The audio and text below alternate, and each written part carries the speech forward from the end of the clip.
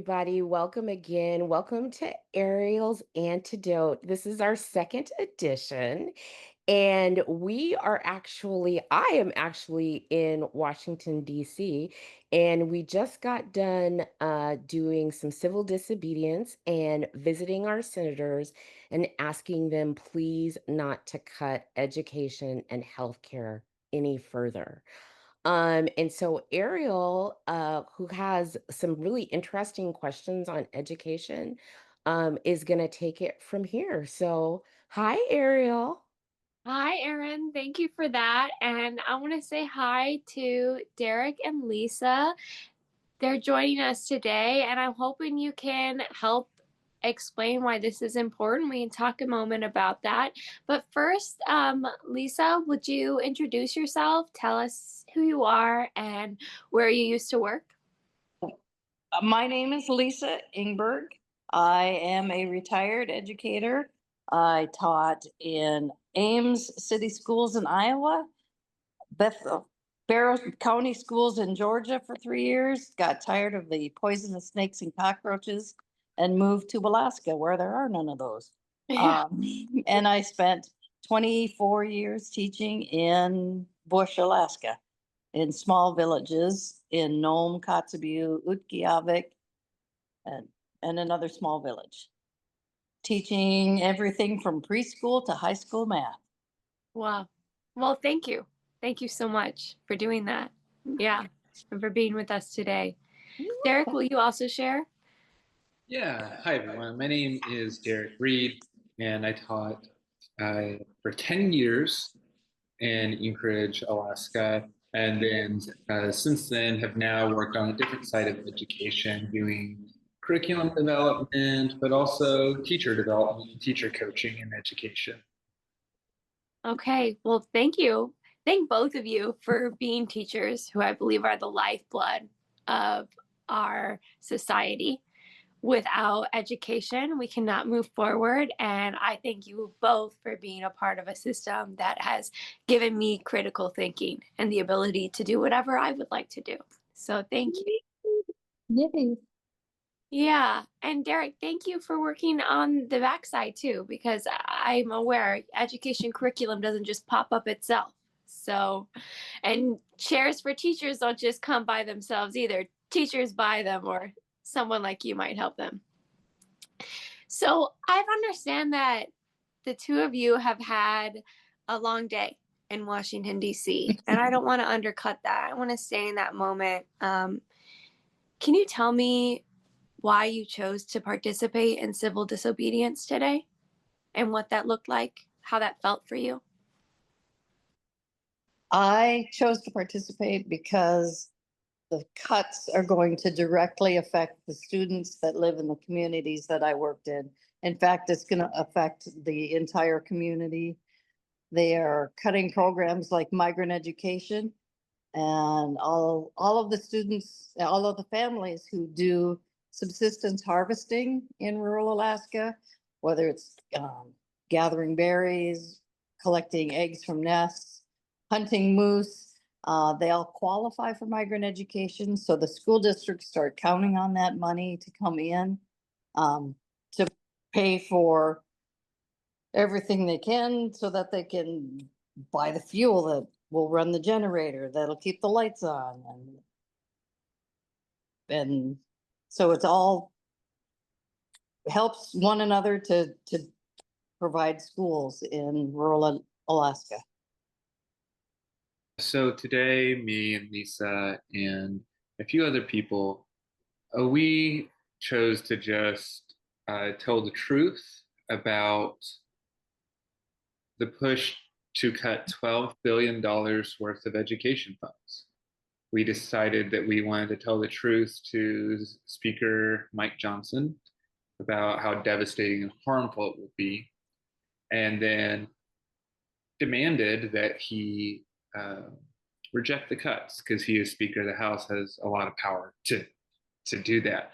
And so that disobedience looked like talking to his staffers, sharing our stories, and then walking out of his office, sitting on the floor, and us as a group sharing our stories and chanting "Reject the cuts, protect education." Very nonviolent, just sitting there. Cuts to schools or cuts to dreams. Cuts to schools or cuts to dreams. Fund our future, hear our screams. Fund our future. You know, demanding that we do what's right for kids, and that's why I was there. Right, that's why I chose to do it, because schools are already suffering, kids are already suffering, teachers are hurting.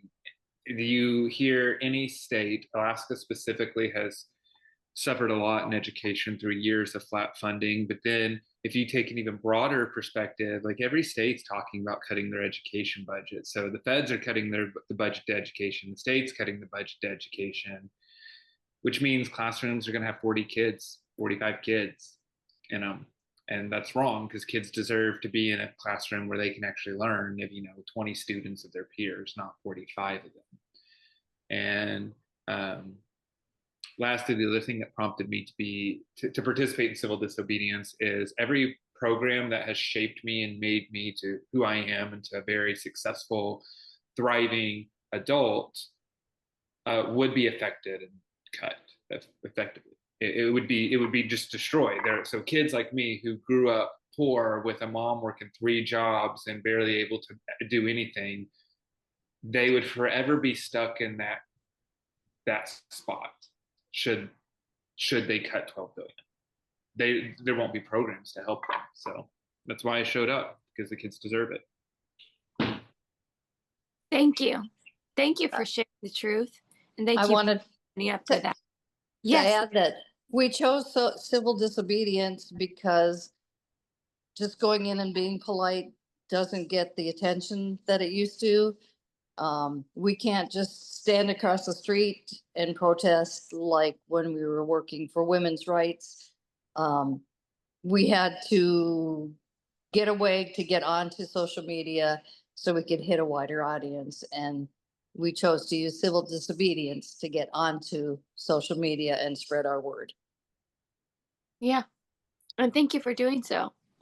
Thank you for telling the truth, and thank you for being brave enough to do it outside of the rules.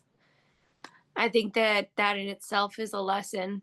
You guys both continue to be teachers, to stand up for what is right. And I myself would not be the same without these same programs that both of you have discussed. And this is true for probably all Alaskans. Lisa, you mentioned your time in rural Alaska, and that makes up over 100 of the 200 communities that we have in our state, which is a particularly special fact about Alaska. That's part of what makes us unique. So it makes education a little bit more difficult there in some ways, traditional education, maybe. Do you want to talk about how these cuts would impact that a little bit more?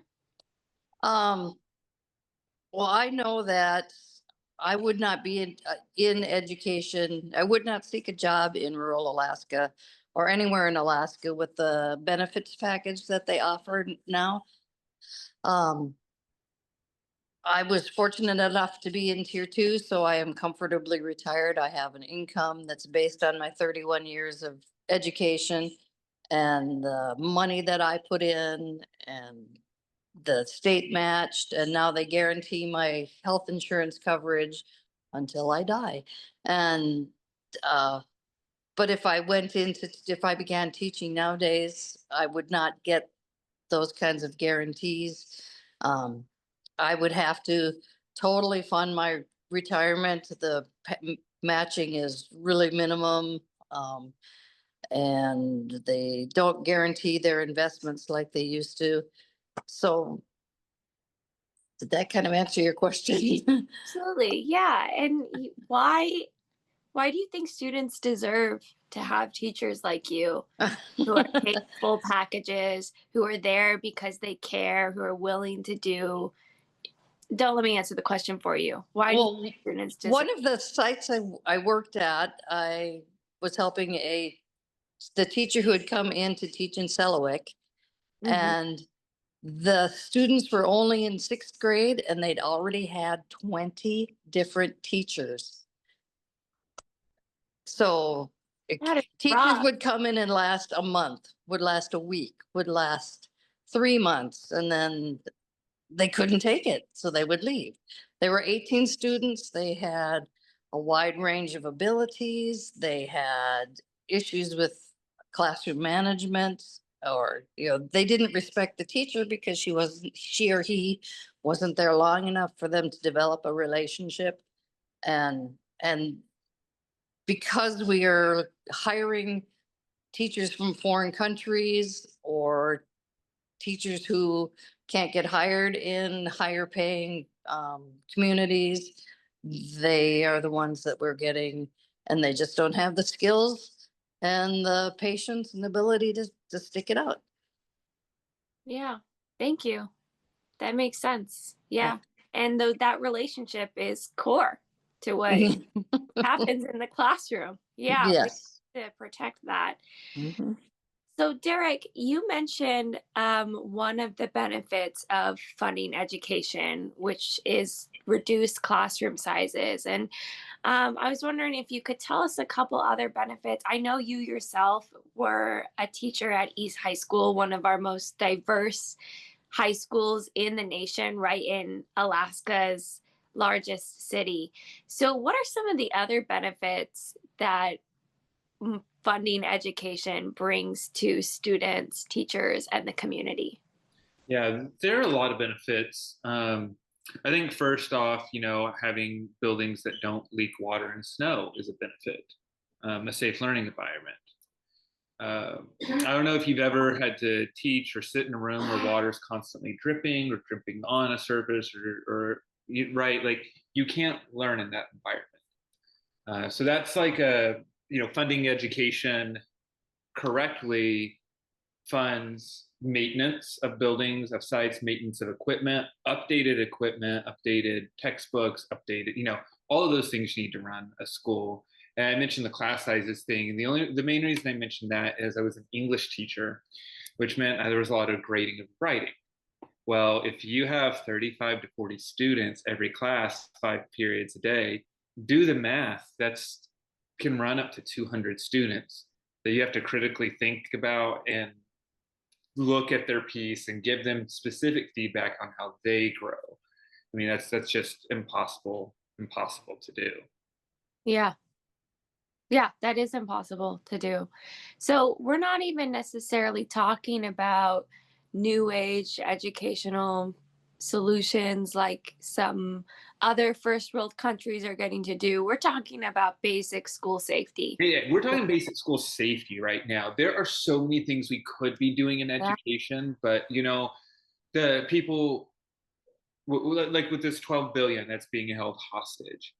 If the 12 billion is retained, if it isn't cut and it stays, the Department of Education does not cut that money, it's still not enough because it is only going to meet the demand of now. And as we know with inflation, everything else, your dollar doesn't go as far.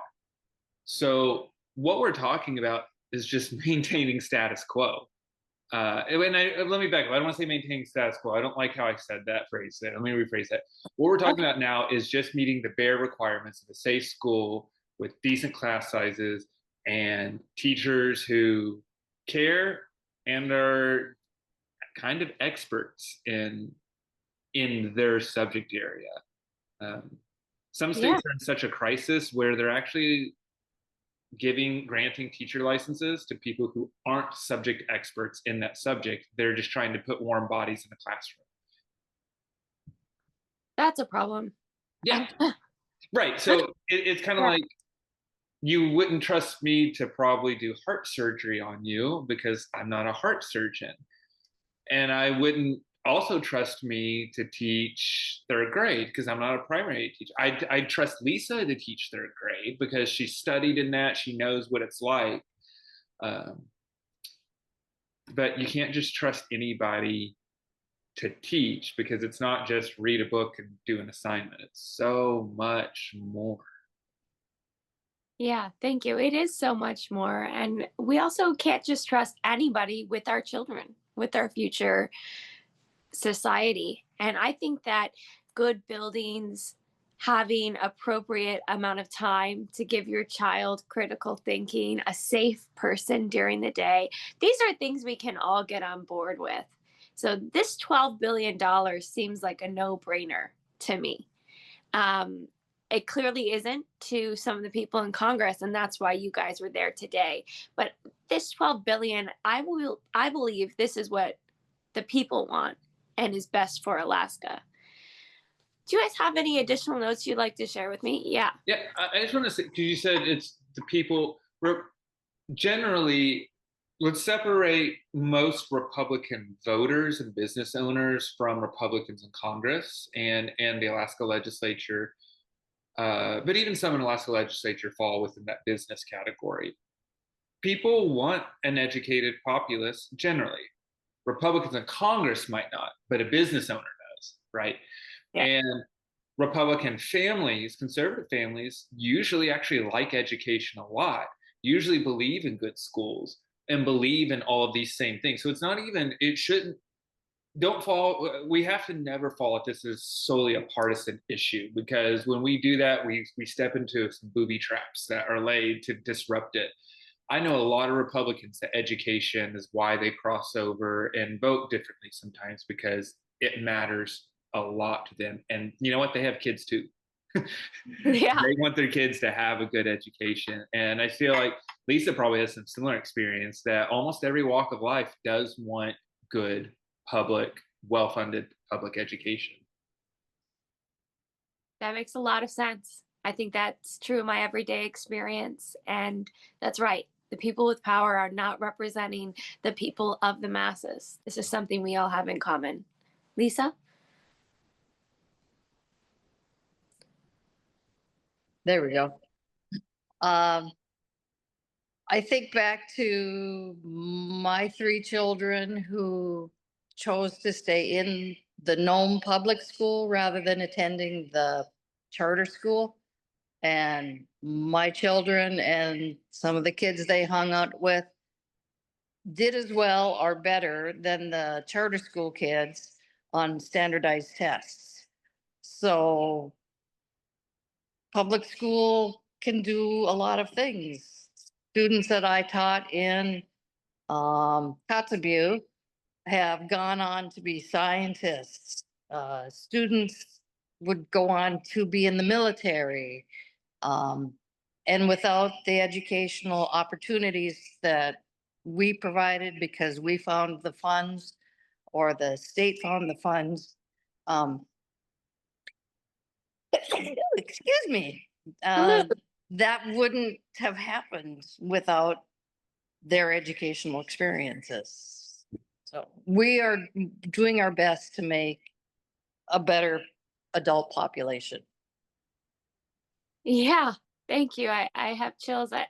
It's funny you mentioned those 2 careers. I myself became a scientist because of my teachers. I have a degree in physics, and I'm a published material scientist in the American Chemical Society.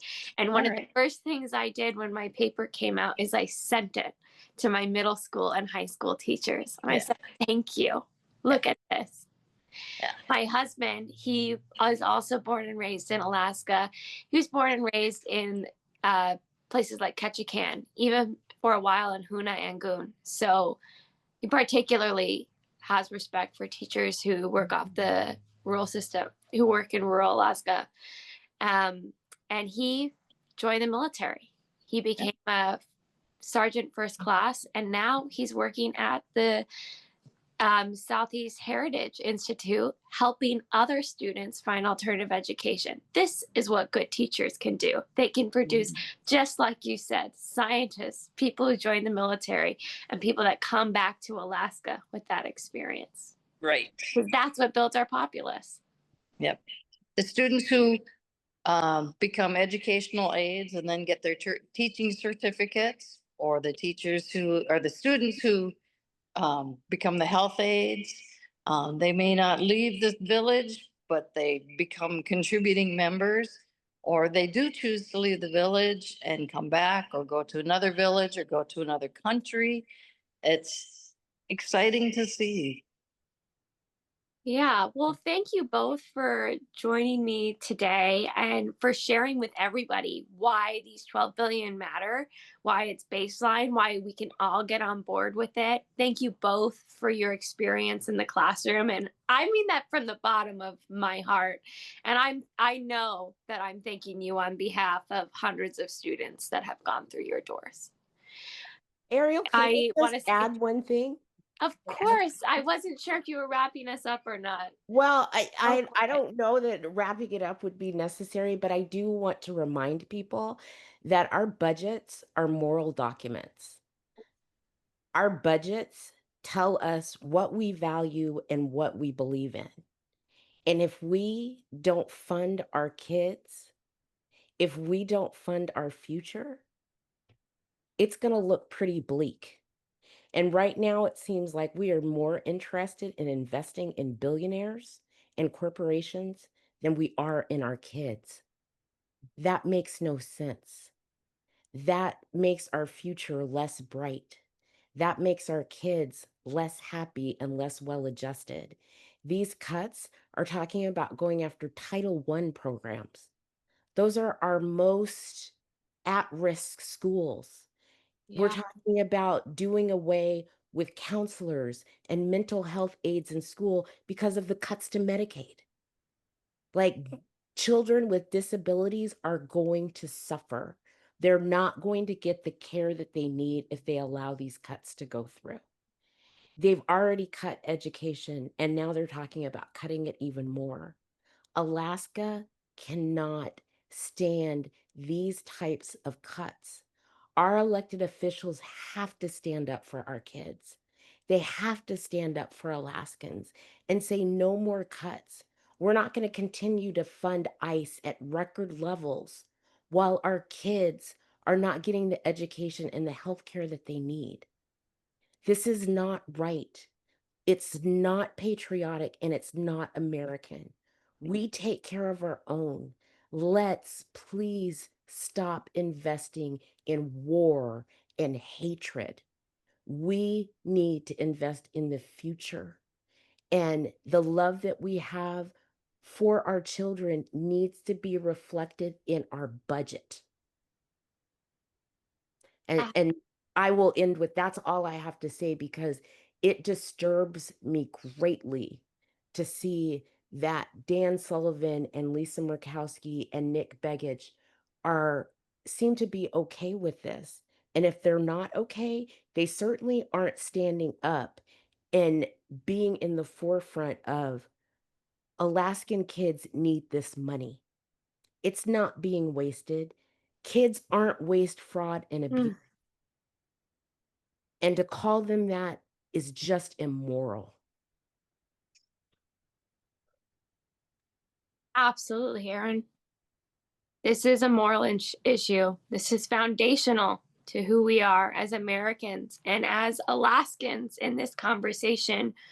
We have to take care of our own. And if Dan Sullivan and Lisa Murkowski and Nick Begich aren't going to do it for us, we are going to stand up, we are going to speak out, and we are going to say that our kids are foundational, that they are not political, they are non negotiable. That's how we got it. Just now. And I was holding out